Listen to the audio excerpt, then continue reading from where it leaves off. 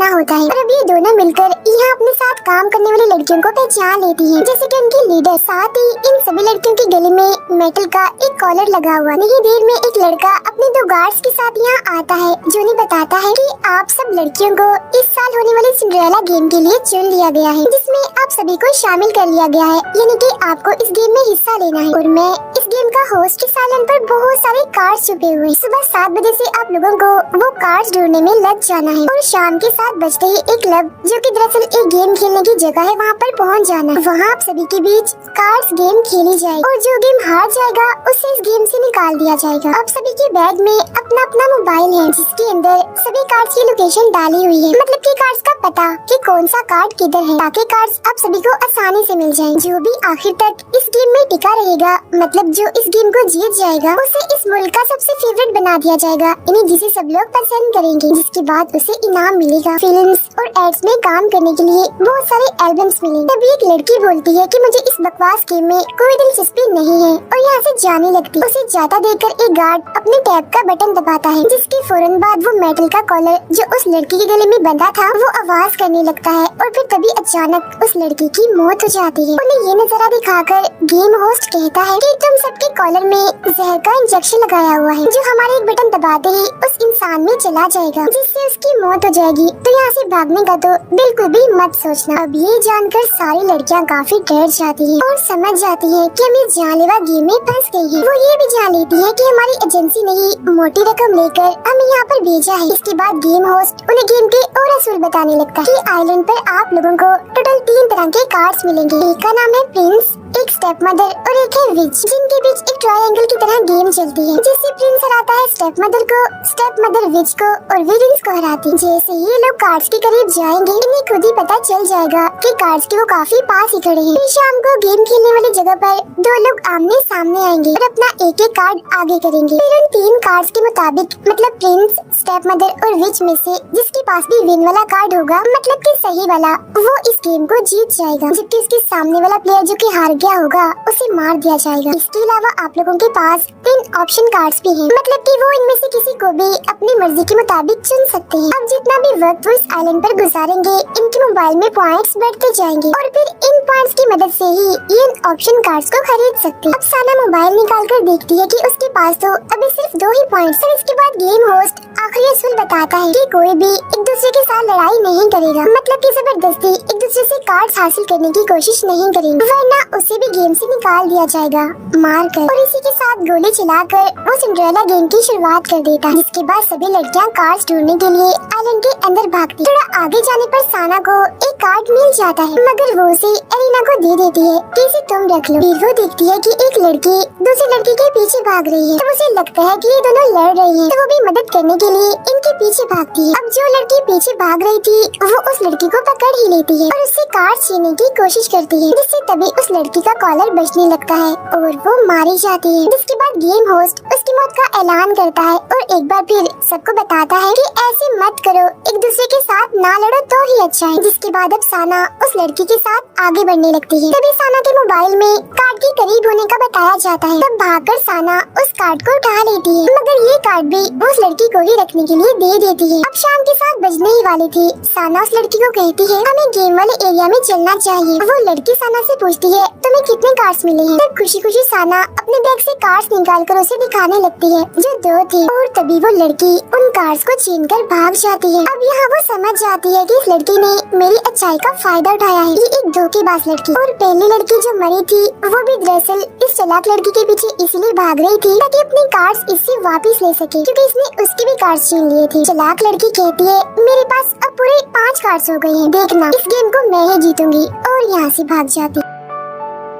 अब साना के पास कोई कार्ड नहीं बचा था, तो उसे तो वैसे ही गेम से निकाल दिया जाएगा, जिस वजह से वो मायूस हो गई थी। मगर तभी उसे ऑप्शन कार्ड्स याद आते हैं, जिन्हें वो पॉइंट्स के जरिए खरीद सकती है। वो अपना मोबाइल चेक करती है तो उसके पॉइंट्स काफी बढ़कर 1000 से भी ऊपर चले गए थे, जो एक हैरानी वाली बात। लेकिन इन पॉइंट्स से वो बस पंपकिन कार्ड ही खरीद सकती है, क्योंकि बाकी 2 कार्ड्स काफी महंगे थे। तब एलिना उसे कहती है कि अगर तुम चाहो तो कुछ कार्ड मुझसे ले सकती हो, मगर साना मना कर देती है और अपने पॉइंट्स के जरिए वो 6 पंपकिन कार्ड्स खरीद लेती है। फिर 7 बजते ही गेम एरिया में मैच शुरू हो जाता है, जहाँ गेम होस्ट कोई भी दो लड़कियों को आमने सामने बुलाता है। दोनों अपना अपना कार्ड आगे करती है और पहले चाल में जो लड़की समझदार थी वो जीत जाती है और दूसरी लड़की जो जाहिरा गेम को हार चुकी थी उसका कॉलर बजने लगता है और उसकी भी मौत हो जाती है। तब यहाँ के गार्ड्स जीतने वाले लड़की को उसका कमरा दिखाने ले जाते हैं, मगर जाते जाते वो लड़की मरी हुई लड़की से उसका बचा हुआ कार्ड भी छुड़ा कर ले जाती है। अब अगले मैच में वो चालाक लड़की जिसने साना से कार्ड छीने थे वो और साना आमने सामने आती है। चालाक लड़की को पूरा यकीन था कि गेम को तो मैं ही जीतूंगी क्योंकि साना के पास तो कार्ड्स ही नहीं है। लेकिन तभी साना को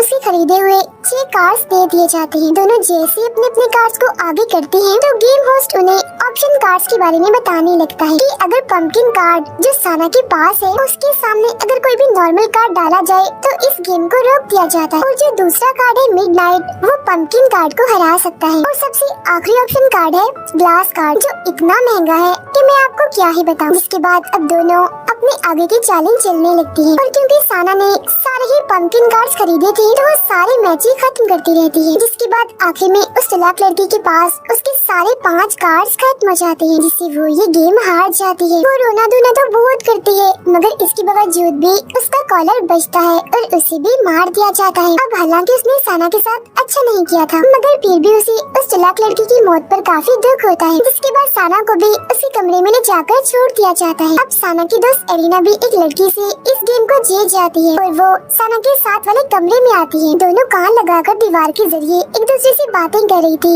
एरिना उसे कहती है हमें अब एक टीम की तरह काम करना चाहिए, हम अलग अलग होकर इस आइलैंड पर कार्ड्स ढूंढेंगे और शाम होने पर उन्हें आपस में बांट लेंगे। रात में साना को एक सपना आता है जिसमें वो अपनी बहन को इस आइलैंड पर भागता हुआ देखती है। फिर अगली सुबह गेम का दूसरा दिन शुरू हो जाता है जहाँ अब सिर्फ 9 लड़कियाँ ही जिंदा बची थी। 7 बजते ही वो कार्ड्स को खोजने आइलैंड के अंदर चली जाती है। साना और एक लड़की की नजर एक साथ ही एक कार्ड पर जाती है। तब साना जल्दी से भागकर वो कार्ड ले लेती है लेकिन इस चक्कर में वो एक खाई में गिरने वाली हो जाती है। लेकिन वो दूसरी लड़की उसका हाथ पकड़कर उसकी जान बचा लेती है और मदद करने के बदले में वो साना से वो कार्ड हासिल कर लेती है। मगर जब साना थोड़ा आगे बढ़ती है तो उसे वहाँ एक और कार्ड मिल जाता है। साथ ही वो देखती है कि यहाँ हर जगह पर कैमरास लगे हुए हैं। जब वो थोड़ा आगे जाती है तो उसे एक जगह एक लड़की बेहोश पड़ी मिलती है जिसकी एक आँख खराब थी। वो उस लड़की के पास जाती है तो देखती है कि उसकी पानी की बोतल खाली हो गई थी। तब साना उसे अपनी बोतल से पानी पिला देती है। पानी पीने के बाद वो लड़की कहती है कि मैं तुम्हारा कोई शुक्रिया अदा करने वाली नहीं हूँ और तुम ये अच्छाई का नाटक करना बंद कर दो, इससे कुछ हासिल नहीं होगा, तुम पागल हो जिस तरह से कर रही हो। उधर एरिना कार्ड ढूंढते हुए एक गुफा में जाती है जहाँ एक लड़की आकर लकड़ी से उस पर हमला कर देती है और कहती है कि यहाँ कोई कैमरा नहीं लगा हुआ, मैं तुम्हें मारकर तुम्हारे सारे कार्ड्स हासिल कर लूंगी और किसी को पता भी नहीं चलेगा क्योंकि गेम जीतने के लिए मैं किसी भी हद तक जा सकती हूँ। जिसके बाद वो एरिना पर दोबारा से हमला करके उसे नीचे गिरा देती है और वो उसे जान से मारने ही वाली थी कि तभी उसके गले का कॉलर बजने लगता है और उसकी खुद की ही मौत हो जाती है। तब गेम होस्ट उसकी भी मौत का ऐलान करता है और कहता है कि बेशक कैमरास अक्सर जगहों पर नहीं है लेकिन इस आइलैंड के चप्पे चप्पे पर हमारी नजर। उसके मरते ही एरिना उसके बैग से कार्ड्स निकालकर आगे बढ़ जाती है। जिसके बाद शाम को सभी गेम वाले एरिया में पहुंच जाती है जहां अब साना के पास पंपकिन के अलावा मिडनाइट कार्ड भी थे। अब पहला मैच एरिना का था एक दूसरी लड़की के साथ। तब जाते जाते साना उसे अपने सारे कार्ड्स दे देती है। तब एरिना उसे कहती है अगर मैं गेम में हार गई मतलब मैं मारी गई तो तुम जल्दी से अपने सारे कार्ड्स वापस ले लेना। अब पहला मैच खत्म हो जाता है क्योंकि एरिना के पास पंपकिन कार्ड था।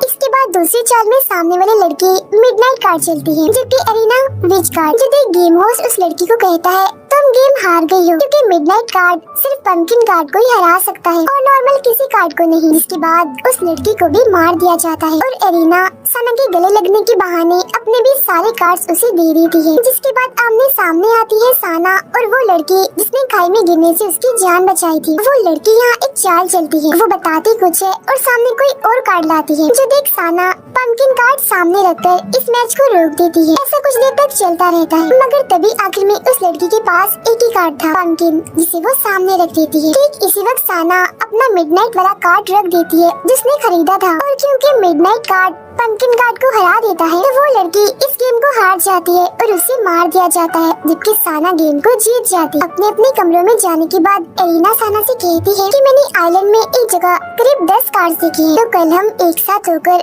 उस जगह पर कार्ड्स लेने जाएंगे। अब यहाँ साना काफी परेशान थी। वो